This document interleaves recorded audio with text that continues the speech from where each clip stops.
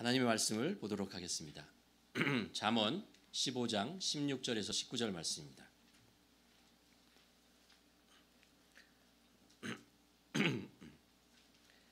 잠언 15장 16절에서 19절인데 우리 한 절씩 교독하도록 하겠습니다. 가산이 적어도 여호와를 경외하는 것이 크게 부하고 번영하는 것보다 나으니라.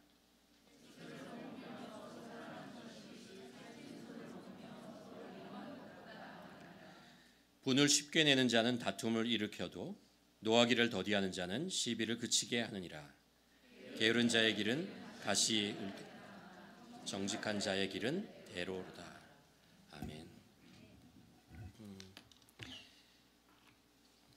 오늘 아침에 카자흐스탄에서 카톡이 하나 왔는데요. 제가 전에 말씀드린 것처럼 저희 교회 청년들과 또 장년들 5분이 카자흐스탄에 있는 그 선교사 자녀 있잖아요. 거기랑 연결해서 매주 온라인으로 튜터링을 하고 있습니다. 선교사 자녀들에게 이제 모자란 도움이 필요한 그 과목들을 1대1 혹은 1대2, 3, 2 이렇게 해가지고 온라인으로 해가지고 계속해서 일주일에 한 번씩 만나서 하고 있거든요. 그래서 저희 교회 5분 그리고 그쪽에 선교사 자녀 8명이 하고 있는데 잘 진행되고 있나 봐요. 그곳에 이 일들 이제 그 카자흐에 있는 학교에서 수고하시는 선교사님이 계시거든요. 그분이 보내온 내용을 하나 여러분에게 읽어드리도록 하겠습니다. 선생님들에게 이제 참여한 선생님 5분에게 이제 보낸 카톡이에요. 근데 제가 싹 카피해가지고 여러분에게 공개하도록 하겠습니다. 안녕하세요, 선생님들. 지난 3일 동안 중앙아시아의 학교들이 모여서 축구 리그전이 있었습니다. 5개 나라에서 8개 팀이 참여해서 열린 큰 축제인데 어젯밤 8시 밤에 행사를 끝나고 그 뒤에 파티가 계속 있었는데도 한 학생이 온라인 튜터링 선생님과 약속이 있다고 그 파티에 참여하지 않고 집으로 향하는 모습을 보고 얼마나 감사했던지요. 선생님들이 수고해 너무 감사드립니다.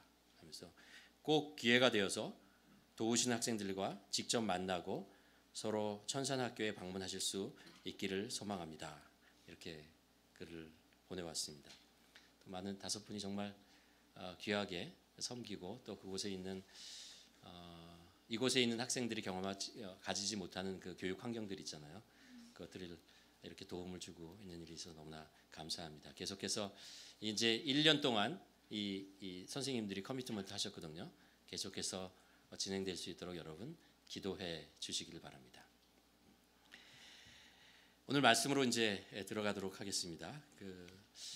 우리가 이제 다니엘 기도회를 하고 있습니다. 그렇죠? 다니엘 새 일의 기도회를 하고 있는데 처음에 저도 새 일의 기도 그래서 뭐지라고 했는데 이게 뭐냐 하면 새 일의 있잖아요. 일에 7날이 3번 그래서 3, 7이 20일 21일간 3주 동안 기도회 하는데 다니엘서 10장에 보면 다니엘이 하나님을 향해서 금식하며 21일 동안 기도했던 그것을 이제 다니엘 기도회를 따라서 우리가 하는 그런 기도의 시간입니다. 매일 이제 찬양하고 기도하고 또 간증자가 나와서 여러 가지 말씀을 나누는데 참 좋더라고요. 저는 정말 처음에는 21일간 어떻게 매일 밤 어떻게 2-3시간씩 그렇게 할 수 있을까 그랬는데 이제는 기대가 돼요. 기대가 되고 그렇게 힘들지 않고 적응이 되는 것 같아요. 어저께 특별히 이제 그 찬양 사역자인 오사 목사님이 누구죠? 전은주. 그분이 이제 나와서 자기의 인생에 있었던 이야기들을 나누는데 굉장히 감동받았어요. 왜냐하면 임마누엘이라고 하는 것을 신학적으로 좀 어려운 얘기잖아요. 하나님이 우리와 함께 계신다. 여호와 하나님께서 우리와 함께 계신다. 이 이야기를 자기의 삶에 있었던 여러 가지 아픔 이런 것 속에 하나님께서 나와 함께 하시는 것을 경험하는 것을 이렇게 간증하는 내용인데 저는 이제 들으면서 무슨 생각을 했냐면요. 야, C.S. 루이스가 현대에 나와서 정말 멋있는 이야기들을 우리들에게 정말 쉽게 그 어려운 신학적인 개념들을 정말 쉽게 설명해 주는구나. 글을 썼구나. 이런 감동을 받을 정도로 참 깊은 많은 깨달음이 있었고 감사하는 시간이었습니다. 여러분들도 뭐 각자의 형편이 있지만 저희 교회에서 7시에 매일 7시에 이제 유튜브 채널에서 우리 예배 나가는 거랑 동일하게 이렇게 나가고요. 혹시 그 시간이 놓치신 분은 또 주보에 보시면요. 그 danielprayer.com으로 들어가시면 또 그 내용을 보실 수 있습니다. 꼭 참여하시고 기도하는 시간이었으면 좋겠습니다. 이제 우리가 이제 21일 동안 기도를 하는데 어떤 내용을 기도할까라는 것 가지고 좀 생각을 했습니다. 저희가 지난 세일에 기도하기 전에 우리가 회복과 변화라는 것 가지고 한 2달 동안 여러분과 말씀을 나눴잖아요. 그래서 우리가 이제 어떻게 우리 지친 영혼들, 우리의 지친 마음과 생각들 이런 것들을 우리가 회복할 수 있는가 이런 말씀을 여러분에게 나누었습니다. 세일의 기도회를 하면서 이 회복이라고 하는 것이요, 우리 삶 속에 또 다른 어떤 중요한 영역들이 있는 것 같아요. 구체적인 영역들이 있는 것 같아요. 그 영역들의 회복을 위해서도 우리가 좀 기도해야 되지 않을까라는 생각을 합니다. 여러분 한번 생각해 보시기 바랍니다. 우리 삶의 구체적인 정말 중요한 영역들이 뭐가 있을까요? 가정, 그렇죠? 오늘 제목이 여기 있어요. 그리고 교회, 그리고 일터, 그렇죠? 이 세 개가 우리 삶에 뭐 그 외에도 있지만 굉장히 중요한 그런 우리 삶의 영역이라는 것을 우리가 보게 됩니다. 한 주 한 주 이제 그래서 이번 주에는 가정, 다음 주에는 이제 교회, 그 다음 주에는 일터에 관한 회복에 대한 말씀을 여러분께 나누려고 합니다. 그리고 그 속에서 우리가 찾아낼 게 어떻게 우리가 기도할 것인가, 어떻게 그 영역을 위해서 우리가 기도할 것인가라는 것을 여러분과 나누고 싶은데요. 한번 생각해 봤습니다. 가정, 그리고 교회, 일터. 그 앞에 이제 어떻게 왜 회복이 필요한가라는 것을 묵상하면서 이런 형용사를 붙였습니다. 멀어져가는 가정의 회복, 그리고 약해져가는 교회의 회복, 그리고 힘들어져가는 일터의 회복, 그 얘기를 여러분과 함께 나누려고 합니다. 요한계시록 2장에 보면요, 예수님께서 7교회, 소아시아의 7교회에 대해서 말씀을 하죠. 그 중에 에베소 교회를 향해서 이제 말씀을 하시고, 그리고 이제 경고의 메시지, 질책의 메시지를 하는 부분을 제가 읽으면서 하는 것이 하나 있었어요. 그게 뭐냐면요, 이런 내용이죠. 너는 첫사랑을 버렸느니라 하면서 뭐라고 말씀하시냐면, 그러므로 어디서 떨어졌는지를 생각하고 회개하며 처음 행동을 가지라. 우리가 회복에 대한 이야기를 이제 세 영역에 대해서 나누는데 우리가 하나하나 한번 살펴보려고 합니다. 뭐냐면 한번 생각해 보자라는 거예요. 우리가 가지고 있는 가정이 어떤 상황이 있는가를 한번 생각해 봅시다. 그리고 우리가 이 가정이 어떤 것에 우리가 잘못하고 있는지를 한번 생각하고 그 내용을 회개합시다. 그리고 회개로 끝나지 말고, 그러면 그것을 고치기 위해서 우리는 어떻게 기도를 하며 실천할 것인가, 행동할 것인가라는 것들을 우리가 한번 말씀을 통해서 찾아봅시다. 그리고 한 주 동안 살아가면서 실제로 그렇게 기도하고 그렇게 실천하면서 회복되는 모습을 우리가 한번 경험해 봅시다라는 겁니다. 우선 가정에 대한 생각을 한번 해보려고 합니다. 하버드 대학의 의과 교수, 정신분석학 교수 중에 알몬드 니콜이라는 분이 이런 이야기를 했다고 합니다.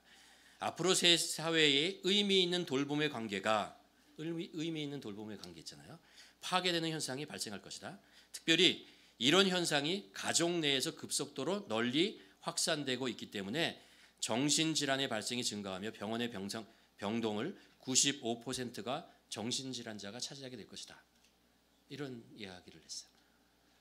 95%좀 과하다는 생각을 하긴 하지만, 스트레스라는 말을 많이 쓰고 패닉이라는 말을 많이 쓰고 상처라는 말을 많이 쓰는 이 시대에 그럴 수도 있다라는 생각을 합니다. 특별히 이런 일들이 어디에서 발생한다고요? 가정. 돌봄의 공동체에 있는 가정이 무너지기 때문에 발생하는 그런 현상이 될 것이다 라는 이야기를 하고 있습니다. 가정이 변화되고 있다는 것을 우리가 피부로 느껴집니다. 통계학적으로 봐도 한번 찾아봤습니다. 가정이 어떻게 변하고 있느냐, 대표적인 말로 한마디로 표현하면 이렇게 되는 거 할 수 있을 것 같아요. 가정이 작아지고 멀어진다. 가정이요, 1975년도에 봤더니 한 가정의 가족 수가 5명이었다고 합니다. 그리고 1990년에 와서 가정의 수가 어떻게 했냐면 3.7명으로 줄어든 거죠. 그리고 2000년에 봤더니 3.1명 한 가족이에요. 그리고 2020년에 봤더니 이 한국의 경우입니다. 2.3명이 되었다고 합니다. 그리고 2020년의 통계에 의하면 그 출산율이 있잖아요. 여성의 출산율이 0.84%예요. 퍼센트가 아니지 0.84입니다. 이게 무슨 얘기예요? 인구가 줄고 있다는 거죠. 막 줄고 있다는 거예요. 결혼은 2명이 하는 거잖아요. 근데 태어나는 아이는 1명이 안 된다는 거예요. 통계적으로 보면 이게 이제 가정의 문제를 가정이 점점 작아지고 있는 것이죠. 캐나다는 출산율 1.5예요. 그렇죠? 한국이 거의 2배죠. 그러나 이것도 줄어들고 있습니다. 매년 계속해서 줄어들고 있는 현상을 겪고 있어요. 여러 가지 이유가 있다는 것을 우리가 알고 있습니다. 또 가족의 모양이 다양해지고 있습니다. 제가 뭐 어렸을 때도 보면 3대가 같이 살았어요. 저희 할머니부터 이렇게 어머니 그리고 저 이렇게 3대가 살았는데 지금은 이제 대부분의 가정이 2대잖아요. 부모와 자식 이렇게 됩니다. 근데 그것만 있는 게 아니고 한 대 가정도 있어요. 결혼을 했는데 아이를 안 낳겠다. 그런 가정도 있는가 하면 맞벌이 가정 있잖아요. 그러니까 외부 활동이 굉장히 많은 그런 가정이 있는가 하면 또 편모 가정 여러 가지 이유 때문에 부모가 1명인 그런 가정들이 많이 생기고 있고 동거 가정이라고 있잖아요. 결혼을 하지 않고 살아가는 그런 대부분의 아이를 안 낳죠 당연히. 그리고 분거 가정이라는 것이 있습니다. 주말 부부 어떤 이유기 때문에 가족이 떨어져 사는 한동안 떨어져 사는 그런 가정이 늘어나고 있고 싱글 가정 있잖아요. 나이가 들었는데 결혼하지 않고 혼자 살아요. 그렇죠? 30대 말 40대가 돼도 혼자 사는 그런 가정이 늘어나고 있죠. 그러니까 가정이 계속해서 줄어들고 있다는 것을 알 수 있습니다. 반면에 이 현상이 어떤 현상이냐면 가족 간의 관계 있잖아요. 거리감은 굉장히 점점 멀어지고 있다는 것을 알 수 있습니다. 개인주의화되고 상업주의화되고 세상이 이렇게 변하면서 가족 간의 어떤 돌봄과 이런 것들이 점점 약해지고 있다는 것을 알 수 있죠. 그래서 가정에 이런 문제가 있다는 이야기를 합니다. 가정이 보호 기능이 상실하고 있다.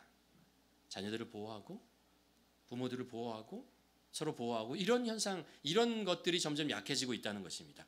그리고 그 가정에서 태어나는 자녀들이 애정 결핍, 사랑의 결핍을 느끼는 경우가 있고 훈육 결려, 부모님 되신 분들은 알 거예요. 아이들을 가르치는 게 너무 힘들어요. 뭐 한마디 해주는 게 너무 쉽지 않다는 걸 눈치를 한 100번을 보고 한마디 하시죠. 저만 그런가요? 여러분도 그러지 않아요? 이게 쉽지 않은, 그리고 빈곤 가정, 결손 가정들이 늘어나가 있고 가정 내 폭력과 학대, 비행 청소년의 증가, 미혼모, 아동 유기, 중독 이런 일들이 가정 내에서 우리들의 다른 데가 아니죠. 우리들의 가족 내에서 발생하고 있는 일이라는 것을 우리는 경험하게 됩니다.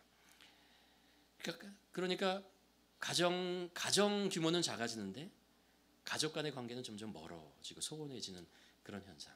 그것으로 인해서 생기는 여러 가지 문제들, 그것을 우리가 겪고 있다는 것입니다. 심각한 병을 앓고 있고 이것이 누구나 다 보고 있는 자명한 사실이라는 것을 알 수 있습니다. 그렇다면 우리 눈을 돌려서 성경을 한번 생각해 봅시다. 성경 말씀 속에 가정은 어떤 것인가? 첫 번째, 성경 속의 가정은 하나님께서 만들으셨다는 거예요. 하나님께서 가정을 만들으셨다는 것입니다. 우리가 사회생활을 하면서요, 이런저런 모임을 만들어요. 공동체를 만들어요. 그렇죠? 우리 동창회, 동향회, 취미생활하는 것, 그리고 학술회, 많은 모임이 있지만 그것은 다 자기의 필요에 의해서 모이는 거예요. 그렇죠? 그러다가 필요가 없어지면 그냥 해체돼요. 그것에 대해서 뭐라고 얘기하지 않아요. 그것에 이렇게 연연하지 않고 그것이 인간이 만들어낸 그런 단체들이라는 것을 알 수 있습니다. 그러나 교회는 그렇지 않아요. 창세기 2장에 보면 우리가 잘 아는 대로 하나님께서 남자인 아담을 만들고 여자인 하와를 만들어서 가정을 만들어요. 가정은 남자와 여자가 만들어지는 거예요. 그리고 그 속에서 가인과 아벨이 태어나고 셋이 태어나고 계속해서 그렇게 태어나면서 가정이라는 것을 만들으셨다는 것을 알 수 있습니다. 이게 하나님의 창조의 질서이고 하나님께서 최초로 만든 공동체이고 그런 거죠. 그렇기 때문에 하나님은요, 가정을 무지 사랑하세요. 하나님께서는 가정을 굉장히 축복하시기를 원해요. 하나님께서는 가정이 잘 쓰고 그 가정의 사랑과 그 가정 안에서의 이런 일들이 우리가 축복을 받는 일들이 일어나기를 원하십니다. 그랬으니까 가정을 만드신 거죠. 하나님께서 가정을 보호하시고 지켜주시고 회복시켜주시고 가정 안에 하나님의 많은 것들을 은혜를 내려주신다라는 것이죠. 성경의 이야기들을 보더라도요. 성경의 구약의 이야기들이 대부분이 가정사를 통해서 이야기합니다. 아브라함의 이야기를 보세요. 이삭의 이야기를 보고 야곱의 이야기를 보고 그렇잖아요. 다윗의 이야기를 보고 모든 것이 가정 내에서 일어나는 일들이라는 것을 알 수 있습니다. 그리고 그 가정 내에 일어나는 일에 하나님께서 관여하시죠.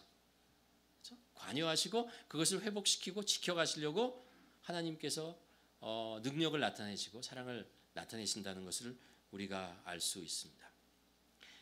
성경에 보면 이제 순수하게 가족에 관한 이야기만 나오는 성경책이 하나 있어요. 뭘까요? 아시지만 나는 대답하지 않는다. 가족에 대한 이야기로 룻기죠. 룻기예요. 그렇죠? 룻기는 철저하게 처음부터 끝까지 가족 얘기만 나와요. 그 사사 시대에 이스라엘 민족이 가나안 땅에 정착하고 나서 한 가정 엘리멜렉이라는 가정에 대한 이야기예요. 엘리멜렉과 나오미가 이제 결혼을 하고 아이 둘을 낳습니다. 그런데 거기에 경제 불황이 와요. 기근이 오니까 모압 땅으로 이주를 해요. 모압 땅으로 이주해서 잘 정착하고 사는데 그것을 살다가 아들들이 모압의 여인들과 결혼을 해요. 그렇죠? 그리고 이렇게 살았는데 어려운 일을 당하죠. 왜 그런지 성경에서 기록되어 있지는 않지만 남자들이 그냥 죽어요. 남편이 죽고요. 그리고 아들들 죽어가요. 그러니까 어떻게 된 거예요? 가정에 여자들만 셋이 남았어요. 이 나오미가 이제 남편이 엘리멜렉도 죽고 아들들도 죽었으니까 너무 살기가 어렵다. 그래서 어떻게 생각하냐면 고향인 예루살렘으로 돌아가자라는 생각을 합니다. 돌아가려고 그래요. 며느리 둘이 모압 사람이니까 나는 유대인이고 유대 땅으로 돌아가니까 너희들은 그냥 여기 살아라. 그러니까 그 중에 룻이 있잖아요. 룻이 나는 시어머니 어머니를 따라가겠습니다. 라고 하고 그렇죠? 그리고 룻만 나오미와 함께 예루살렘으로 와요. 야, 이거 얼마나 힘들겠어요. 과부 둘이 같이 사는 거예요. 옛날처럼 지금처럼 이제 사회 보장 제도가 있거나 그렇지 않잖아요. 정말 살기 힘든 그런 환경 속에서 고향에 들어와서 있잖아요. 멸시받고 이런 일들을 가난하고 어려운 상황 속에 놓이게 되죠. 그때 하나님께서 이 가정을 가만둘 수가 없었어요. 가정을 보호하고 일으키시려고 하죠. 그래서 어떻게 하시냐면 보아스라는 사람을 통해 만나게 하시고 그 룻이 그래서 결혼을 하게 하죠. 그래서 가정을 회복시키는 이야기들을 합니다. 그렇게 힘들고 어려운 가정이고 불안하고 정말 그런 가정이지만 하나님께서 거기에 관여하시고 또 새로운 회복을 주시고 또 다른 복을 주시고 그래서 회복시켜 주시고 결국 그 가정의 자손 중에 다윗이 태어나고 예수 그리스도가 태어나는 그런 가정이 되었다라는 것입니다. 하나님께서 가정을 얼마나 사랑하시고 가정이 아픔에 얼마나 하나님께서 동참하시고 동감하시느냐라는 것을 우리는 성경을 통해서 알 수 있습니다. 또 하나 우리가 근데 가정을 통해서 알 수 있는 게 있어요. 그게 뭐냐면 완벽한 가정은 없다는 거예요. 어느 가정도 완벽하지 않다라는 거예요. 그 이유는 그렇습니다. 불완전한 인간이 만나서 가정을 이루었으니 그 가정이 완벽할 리가 없죠. 그렇죠? 또 우리가 살고 있는 이 사회라고 하는 것이 있잖아요. 우리가 있는 사회가 가정을 가정답게 하게 놔두지 않아요. 그렇잖아요? 상업주의, 세속주의, 향락주의, 성공주의 이런 모든 것들이요. 가정이 가정으로서의 기능을 하지 못하도록 계속해서 유혹하고 도전하고 깨트리고 멀게 만들고 이런 일들을 계속한다고요. 그러니까 이 세상에 살아가는 우리의 가정도 하나님께서는 정말 사랑하시고 그러지만 이 세상에 사는 동안 완벽한 가정을 우리가 보리라고 하는 것은 쉽지 않다는 것을 우리는 알 수 있어요. 우리가 룻기에서 보았지만 이 가정도 하나님의 사랑을 받고 하나님을 믿었지만 그 가정이 정말 완벽하지 않고 힘들었다는 것을 우리가 알 수 있습니다. 아브라함의 가정도 보세요. 많은 문제들을 가지고 있었잖아요. 야곱의 가정 보세요. 다윗의 가정 보세요. 다 가족의 이런저런 자녀의 문제, 건강의 문제, 아니면 재정적인 어려움, 관계의 문제 있잖아요. 이런 문제들을 다 가지고 있었다는 것을 알 수 있습니다. 그렇기 때문에 우리가 가정을 이렇게 바라보는데 시각을 좀 더 성숙하게 바라볼 필요가 있다고 생각을 합니다. 우리가 어떤 가정, 내 가정도 그렇고 다른 가정을 볼 때 이렇게 비판적으로 바라보지 말아야 된다는 거예요. 좀 더 나보다 나은 가정은 있지만 문제가 없는 가정이 없어요. 다 있어요. 전 목사이기 때문에 다 알아요. 슬프게도 다 알아요. 대부분 다 어떤 가정이 어떤 문제를 가지고 있는지 대부분 다 알아요. 우리가 이렇게 생각할 수 있어요. 내 가족만 왜 이런 거야? 라고 생각할 수 있어요. 내 가족만 왜 이렇게 힘들고 어려워? 아니에요. 그렇지 않아요. 그렇지 않아요. 다른 가정들도 말을 안 해서 그래요. 숨기고 있어서 그래요. 또 다른 가정을 우리가 보면서 저 가정은 왜 저래? 그리스도인들 가정이 이렇게 얘기할 게 아니라는 거예요. 다 마찬가지예요. 다 마찬가지로 살아가고 있다는 것입니다. 사실 생각해 보세요. 아브라함의 가족이나 야곱의 가정이나 다윗의 가정, 정말 하나님께서 도와주시고 지켜주시지 않았다면요, 풍지박살 났을 거예요.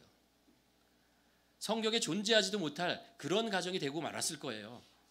근데 하나님께서 그 아픔을 아시고 그것을 그래도 지켜주시고 그 하나님 앞에 나와서 회개하고 이럴 때 그것을 회복시켜주고, 그러기 때문에 그 가정이 가정되게 어느 정도의 모습을 하면서 그래도 하나님이 원하시는 그 사랑과 은혜를 받을 수 있는 것이죠. 그렇게 그래서 성경에 남고 복의 통로가 되었던 것이라는 것을 우리가 기억해야 됩니다. 우리 가정도 마찬가지. 완벽하지 않지만 다 문제를 가지고 있지만 우리가 하나님 앞에 매달리고 하나님이 가정의 주인이라는 것을 고백하고 하나님께서 우리를 치유하시고 회복시키실 것이라는, 그렇잖아요. 그 기대를 가지고 그렇게 살아갈 때 하나님께서는 그렇게 하셔요. 그렇게 하신다고요. 우리가 그것을 믿고 살아야 할 것입니다. 이게 우리가 가정에 대한 살펴본 우리의 생각들입니다.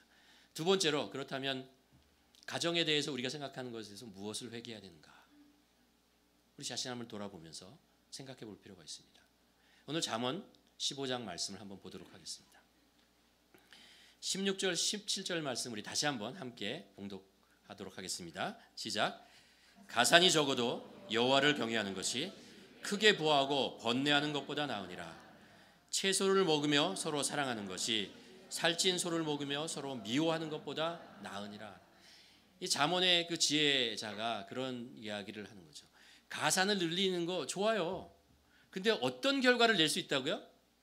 뭐라고 하죠? 번뇌, 갈등, 이런 것이 나오기 쉽다라는 이야기를 합니다. 하나님을 경외하는 것이 평안을 준다라는 것입니다.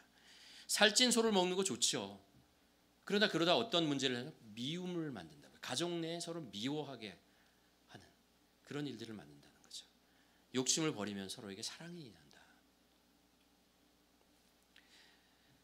우리가 이 말씀을 보면서 혹시 가정을 향한 나의 마음, 가정을 향한 나의 어떤 욕심이 있잖아요. 가정을 지키고 가정을 좀 더 편안하게 만들고 가정을 좀 더 부하게 만들고 살려고 가정을 희생시키며 그 물질과 그것을 성공과 이런 것을 향해서 너무 달려가다가 가정을 희생시키며 자녀들을 돌보지 못하고 방치하며 살아가고 있는 것은 아닌가 한번 생각해 볼 필요가 있습니다.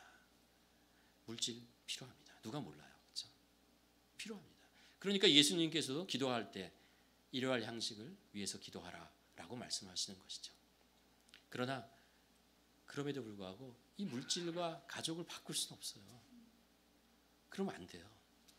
자녀들과 물질을 바꿀 수가 없어요. 물질을 통해서 아이들을 사랑하려고 하는 마음, 그거 다 말이 안 되는 거예요. 이 시대는 우리가 이렇게 계속해서 욕심을 가지고 가정보다는 세상 속에서 더 많은 시간과 더 많은 것을 향해서 살아가도록 우리들의 마음과 우리의 시간을 빼앗아 갑니다. 그럴 때 가정은 점점 약해지고 멀어지게 되는 것이죠. 또 하나, 오늘 말씀이 얘기하는 것이 뭐냐면 하나님을 경외하는 것이 좋다. 우리의 가정을 하나님을 경외하는 가정으로 만들기 위해서 우리가 애쓰고 수고하느냐. 아니면 우리 자녀들이 세상에서 일단 너희는 세상에서 먼저 성공해. 그리고 나서 성공한 후에 그 다음에 신앙 가져도 돼.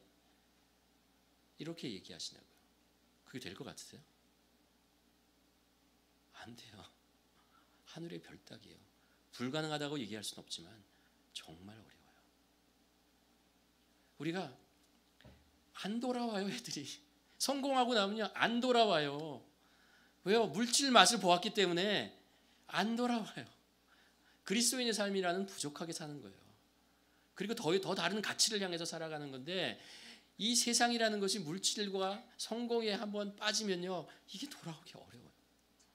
우리가 그런 얘기 하잖아요. 쌀밥을 한번 먹어보면 보리밥에 들어가기 다시 먹기 어렵다고 그러는데, 우리 신앙도 그래요.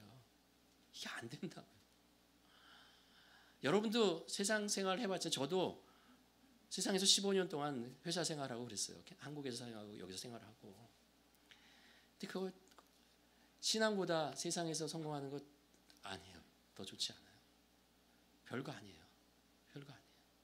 우리 자녀들이 그렇게 사는 것, 그것을 위해서 기도하고 세상의 성공을 위해서 기도하는 거 좋죠. 좋은 학교 들어가고 좋은 잡을 잡고 좋은 배우 잡고 다 좋아요. 그러나 그것이 신앙보다 우선할 수 없어요. 하나님보다 우선할 수 없어요. 신앙보다 우선할 수 없다는 것은요, 성공이 어떻게 하나님보다 위에 올라가겠어요? 말도 안 돼요. 저는 그렇게 생각해요. 성경을 보면 볼수록 자녀들이 이 성경에 나오는 진리와 지혜와 하나님과 동행한다면요 잘 살 수 있어요. 세상이 생각하는 만큼 그렇게 뭐 휘황찬란하게 잘 사는 것, 그런 거 아니고 정말 세상에서 일용할 양식 부족함 없이 살 수 있고요. 가치 있는 일을 하면서 무엇이 중요하고 무엇이 중요하지 않은 것인지 구별할 수 있고, 무엇이 악한 것이고 무엇이 선한 것인지 구별할 수 있고 살아갈 수 있다고 믿어요. 우리가 자녀들을 하나님을 경외하는 것을 먼저 가르쳐주고, 그 속에서 신실하게 정직하게 땀 흘린 만큼 열매를 맺고 사는 것들을 가리키는 것, 그것이 중요하고, 더 중요한 것은요 우리가 그런 모범을 보이는 것이 중요합니다. 우리가 하나님을 경외하는 모습으로 살아갔느냐, 그 모범을 보이고 살아갔느냐라는 것입니다. 이거 한번 우리가 깊이 우리 자신을 돌아보며 회개해야 하는 것입니다. 18절에 보면 이런 말씀을 합니다. 우리 같이 한번 읽어볼까요? 이어서 분을 쉽게 내는 자는 다툼을 일으켜도 노하기를 더디하는 자는 시비를 그치게 하느니라. 노하기를, 그렇죠? 가정에 노하기를 잘하는 사람이 있으면 그 가정에 살고 싶지 않아요. 자녀들이 집에 잘 안 들어오는 이유가 뭐 여러 가지가 있겠지만, 그 중에 하나는 그 가정에 들어가면 자꾸 소리 높아지고 분내고 싸우는 일들이 있으면요 아이들이 이렇게 방황해요. 밖에서 방황해요. 괜히 무슨 일이 있는 것처럼 하고 그러고 살아요. 저희 부모님은 잘 싸우지 않으셨는데요, 이북 분이시거든요. 경상 그 평안도 사람들은 목소리가 커요. 그래가지고 방 안에서 이렇게 얘기하시면요 제 어린 마음에 저 두 분이 싸우시나 이런 생각이 늘 들어요. 이 마음이 철렁해져요. 그러다가 가까이 가서 들어봐요. 두 분이 진짜 싸우나 이렇게 들여다보면은 싸우는 게 아니라 대화를 하시던데, 목소리가 커서 그렇게 싸우는 것처럼. 이게 두 분이 대화하시는구나 그러면 마음이 평안히 찾아와요. 이렇게 괜찮다라는 생각이, 제 어릴 때 그런 생각이 정말 많이 했어요. 우리 자녀들도 마찬가지예요. 분하고 분내고 화내고 이런 가정에 살고 싶은 자녀들 없어요. 그런 자녀들이 제대로 성장할 리가 없어요. 늘 마음에 불안과 두려움을 가진 거죠. 우리가 가정에서나 이렇게 대화를 할 때요, 대화가 안 되는 이유 중에 하나가 뭐 여러 가지겠지만, 그중 뭐 세대 차이 뭐 이런 거지만, 그 중에 하나는 뭐냐, 상대방이 화내기 때문에 그래요. 상대방의 얼굴이 붉어지는 걸 딱 보면 알아요. 그럼 그 다음부터 대화하고 싶지 않아요. 그냥 뒤로 물러나고 싶어요. 어떻게 되든 알아서 하세요. 나는 모르겠어요. 이렇게 돼요. 그 사람이 옳아서 물러나는 게 아니에요. 싸우고 싶지 않아서 그냥 뒤로 물러나고 피하는 것뿐이에요. 근데 아이들이 그렇게 해요. 아이들이 그냥 피해버려요. 순종하는 것 같죠? 순종하지 않아요. 전혀 순종하지 않아요. 나는 저렇게 살지 않겠다라는 생각을 하게 되는 거죠. 오늘 성경에서 그래서 잠언에서 수시로 말하는 것이 이것입니다. 노하기를 더디하는 것이 사람의 슬기요. 노하지 않을 수 없죠. 살아가다 보면 화가 나죠. 그렇죠? 화가 나고 정말 분나고 이럴 때 있습니다. 그런데 성경이 뭐라고 했냐면 더디하라는 거예요. 어떻게 해서 화를 안 내겠어요? 우리가 이게 소리를 한 100데시벨 낼 거를 한 50데시벨로 줄여서 얘기하고, 그렇잖아요? 화를 한 10번 낼 거를 한 5번으로 줄이고, 그렇잖아요? 말을 한 10마디 할 거를 한 5마디로 줄이라는 거예요. 좀 줄이는 거예요. 우리가 뭐 완벽한 인간이라고 어떻게 화를 안 내고 살겠어요? 그러나 우리가 좀 성경 말씀대로 우리가 더디하고 천천히 하고 한 번 더 생각하고 그러면서 대화를 하다 보면 이 가정이 화목해져요. 오늘 말씀에 가정이 화목해진다고요. 화목해진다. 우리가 한번 가정에서의 나의 목소리를 얼마나 톤이 높은지, 얼마나 자주 높아지는지 한번 계산해 보세요. 그럴 때 상대방의 반응이 어떤지 한번 생각해 보시라는 거죠. 가정이 힘들어지는 것 중에 한 이유가 이거 성경이 우리에게 이렇게 얘기합니다. 또 하나 봅시다. 19절에 보면 게으른 자의 길은 가시 울타리 같으나 정직한 자의 길은 대로로다. 게으른 자. 집안에 게으른 분이 계시면 다른 가정이 괴로워요. 저도 이제 옛날에 직장 생활할 때 그런 거 있었던 것 같아요. 이제 직장 생활하면 아침부터 저녁까지 힘들잖아요. 그리고 집에 오면 손 하나 까딱하고 싶지 않아요. 그렇잖아요. 그러니 소파에 딱 누워가지고 물 가져와. 밥 해내. 뭐 이런 식의 말은 감히 그렇게 못하지만 마음은 굴뚝같이 그렇게 가지고 살아가는 거죠. 간이 부은 거죠. 이게 우리가 가정에서 섬김을 받으려고 하는 자로 살아가기 시작하면 이게 힘들어지는 거예요. 이 아내들은 안 그러는 줄 아세요? 그런 얘기예요. 내가 아이를 키우느라고 하루 종일 얼마나 힘들었는데 이제 아이가 이제 왔으니까 당신 왔으니까 다시 맡겨. 난 이제 쉬는 시간이야. 그러면 남편은 밖에서 쉬다 왔습니까? 아니죠. 하루 종일 일하고 같이 일하고 우리 같이 일하고 집안일도 있잖아요. 같은 가정이니까. 같은 가정이고 자녀를 키우는 것 자녀들도 그래요. 우리가 자녀들을 오냐오냐 하면서 초르스라고 그러죠. 잡일 안 시키고 그러면 안 돼요. 아이들도 같이 청소하고 같이 일하고 눈 치우고 잔디깡 해야 되는 거 청소하는 거 쓰레기 버리는 거 같이 해야 되는 거예요. 너는 해 나는 누워 있어 이러면 안 되죠. 그렇죠? 같이 쓰레기를 들고 가는 거고 같이 청소를 하고 그렇잖아요. 같이 하면은 일이 훨씬 더 쉬워지죠. 그렇죠? 빨리 끝나고요. 2주 전에 비전 센터에 있는 거라지를 청소했어요. 제가 혼자 하지 않았어요. 하려고 할 때는 엄두가 안 나더라고요. 근데 마침 이제 또 비전 센터를 관리하시고 또 많은 분들이 오셔가지고 하니까요. 야 진짜 한 2시간 만에요. 여러분 가라지에 한번 오시고 탁구도 칠 수 있어요. 공간이 이렇게 넓어졌어요. 여러 사람이 같이 했더니 어려운 일이 굉장히 쉬워지더라고요. 집안일도 마찬가지입니다. 우리가 게으른 자가 되지 말아야 됩니다. 섬김을 받으려고 하지 말아야 된다는 거예요. 같이 하는 거죠. 가정의 평화요? 그렇게 힘든 일로 생기는 게 아니에요. 내가 갑자기 성인이 되고 뭐 이렇게 된다고 생기는 게 아니고요. 이런 작은 일들을 서로 할 때 그럴 때 가정의 평화가 있고 기쁨이 있고 그렇잖아요. 그렇게 하는 것이 우리 지혜서인 잠언이 우리들에게 가르쳐 주는 것이 바로 이런 것입니다. 그러면서 이 말씀을 통해서 우리를 한번 돌아봐야 되죠. 우리가 가정 안에서 내가 게으른 자가 아닌가? 섬김을 받으려고 하는 자가 아닌가? 한번 생각해 볼 필요가 있습니다. 내가 가정 안에서 자꾸 화를 내고 자꾸 이렇게 짜증을 내고 있잖아요. 이렇게 얼굴을 찡그리고 이렇게 있지 않은가? 한번 생각해 볼 필요가 있습니다. 그리고 내가 너무 어떤 빨리 무엇을 이루고 빨리 안정을 위해서 너무 재물이나 이쪽에 너무 시간을 많이 쓰고 그래서 가정을 희생시키고 있는 것은 아닌가. 우리가 이것을 한번 보면서 이것이 나의 문제라고 생각한다면 우리가 회개하십시오. 회개로부터 가정의 평화가 이루어진다는 것입니다.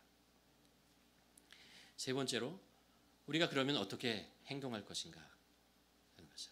이 상황을 우리가 알았습니다. 그렇죠? 우리가 무엇이 문제인지 보았습니다. 그렇다면 우리가 이것을 어떻게 행동으로 해나갈 것인가라는 생각을 하게 됩니다. 가정은 여러 가지 기능이 있지만 두 가지 중요한 기능이 있습니다. 하나는 돌봄의 공동체이죠. 그렇죠? 돌봄, 쉬는 곳, 그런 거잖아요. 서로 사랑하고 돌보고 아껴주고. 가정에서 그 돌봄을 경험하지 못한다면 우리가 어디서 경험하겠습니까? 두 번째는 신앙의 공동체입니다. 가정은 신앙의 공동체예요. 적어도 우리 믿는 우리들에게는 가정은 신앙의 공동체예요. 하나님이 주인이고 가정 안에서 하나님을 예배하는 예배가 있는 것이고 기도가 있고 말씀이 있는 것이 가정입니다. 자녀들이 이 말씀을 배우고 있잖아요. 그러는 가장 먼저 하나님을 알게 되는 것이 가정이에요. 가정이 돼요. 적어도 기독교 가정 우리들은 그렇다는 것이죠. 우리는 그렇게 기도해야 됩니다. 가정이 하나님이 최우선되는 그런 곳 되게 하여 주시옵소서. 하나님을 경외하는 가정 되게 하여 주셔서 기도해야 되죠. 그리고 우리 가정이 사랑과 돌봄이 있는 가정, 서로 섬김이 있는 가정 되게 하여 주시옵소서. 이거 기도해야 됩니다. 그리고 한번 실천해 보았으면 좋겠어요. 말로만 하면 뭐합니까? 그렇죠? 우리가 머리가 많이 알면 뭐합니까? 무겁기만 하지. 그렇죠? 우리가 세일의 기도회가 21일이잖아요. 보통 학자들이 얘기하기에 새로운 습관을 들이는데 가장 좋은 기간이 21일이라고 합니다. 새로운 습관을 한번 새로운 습관을 한번 들였으면 좋겠습니다. 한번 이렇게 한번 21일 동안 한번 해보세요. 하나, 첫째, 가족 구성원 한 사람 한 사람을 위해서 기도하십시오. 가족 우리 그렇게 많지 않잖아요. 100명, 한 10명, 20명 돼요. 얼마 안 되잖아요. 그렇죠? 한 사람 한 사람 구체적으로 기도해 보죠. 언제요? 매일 하세요. 매일. 21일간 한번 매일 가정을 위해서 가족들을 위해서 기도해 보시길 바랍니다. 두 번째, 화내기를 더디해 보시길 바랍니다. 아니 화내지 말아보세요. 화날 것 같다. 그냥 밖에 나가서 한 30분 걷고 들어오세요. 추우니까 빨리 식을 거예요. 한번 해보세요. 세 번째, 서로 섬겨보세요. 서로의 필요를 보고 한번 섬겨보세요. 3주 동안 해보자고요. 가정이 어떻게 변하는지, 어떻게 회복되어지는지 우리 한번 경험해 봅시다. 하루 이틀 하고 집어주지 마시고 작심삼일이라고 3일 만에 안 되면 3일마다 작심을 다시 하고 계속해서 한번 3일마다 기도하고 나가면서 그래서 가정의 변화를 한번 회복되는 것을 한번 경험해 보았으면 좋겠습니다. 말씀을 마치려고 합니다. 여러분, 사탄은 가정을 깨려고 합니다. 왜냐하면 하나님께서 만든 공동체이기 때문에 그래요. 하나님의 뜻과 하나님의 사랑이 임하는 것이 가장 먼저 임하는 것이 가정이기 때문에 사단은 그 가정을 깨려고 한다는 것을 기억해야 됩니다. 예수님께서 십자가에 못 박혀 죽으실 때 십자가 위에서 7마디를 하셨다고 그러잖아요. 가상 7언을 하셨잖아요. 그 중에 하나가 뭐죠? 그 앞에 죽어가고 있는 그 순간에 육신의 어머니 마리아가 있었어요. 그 옆에 제자인 요한이 있었잖아요. 그 마지막 순간에 그렇게 얘기하잖아요. 요한에게 나의 육신의 어머니를 돌봐달라. 예수님이 가정을 얼마나 소중하게 여겼는지 알 수 있어요. 하나님의 마음이라는 것을 알 수 있어요. 이제 아들 없이 살아간 아마 남편도 먼저 세상을 떠났을 건데 돌봐달라. 하나님의 마음이에요.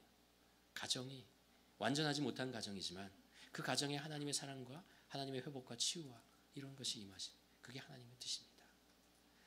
우리의 가정을 향한 하나님의 뜻이라는 것을 알았을 때 우리가 가정을 소중히 여기고 가정 안에서 내가 무엇을 해야 하는지 무엇을 잘못하고 있는지 깨닫고 우리가 그 속에서 가정을 회복하기 위해서 기도하고 작은 일부터 실천하며 우리의 가정이 회복되는 것을 주님 안에서 경험하는 우리 모두가 되기를 주님의 이름으로 간절히 축원합니다. 기도하시겠습니다. 여러분, 이 시간에 한번 기도했으면 좋겠습니다. 어떤 거 기도하냐면요, 여러분 가정의 가족들을 위해서 한 사람 한 사람을 위해서 한번 이름을 부르고 한번 기도했으면 좋겠습니다. 축복의 기도, 회개의 기도, 격려의 기도. 우리 함께 우리 가족 구성원 한 사람 한 사람을 위해서 기도하는 시간 갖기를 원합니다.